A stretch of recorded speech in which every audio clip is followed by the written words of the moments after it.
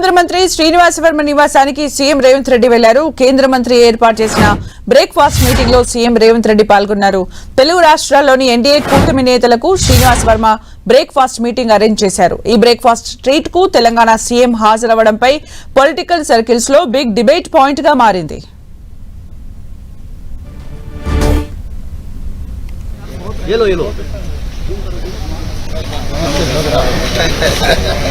तू देखने भी देगा एलसीडी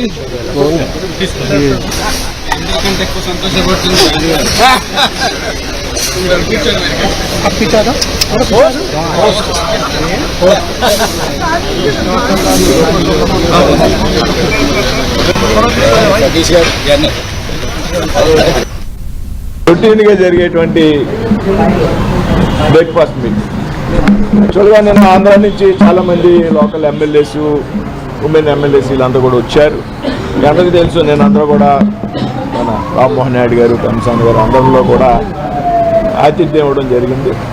ఇవాళ అందులో భాగంగా నేను ఆంధ్ర నుంచి కేంద్ర మంత్రిగా ఉన్నాను కాబట్టి నేను పిలవడం జరిగింది. దాంతోపాటు ఎన్డీఏ ఎంపీస్ ఎవరైతే ఉన్నారో ఆంధ్రప్రదేశ్ నుంచి, అలాగే తెలంగాణ నుంచి మిత్రులు లక్ష్మణ్ గారు, ఇతర పార్లమెంట్ సభ్యులు వ్యక్తిగతంగా ఉన్నటువంటి అందులో భాగంగా రేవంత్ రెడ్డి గారు కూడా యాదృచ్ఛికంగా ఢిల్లీలో ఉన్నారు.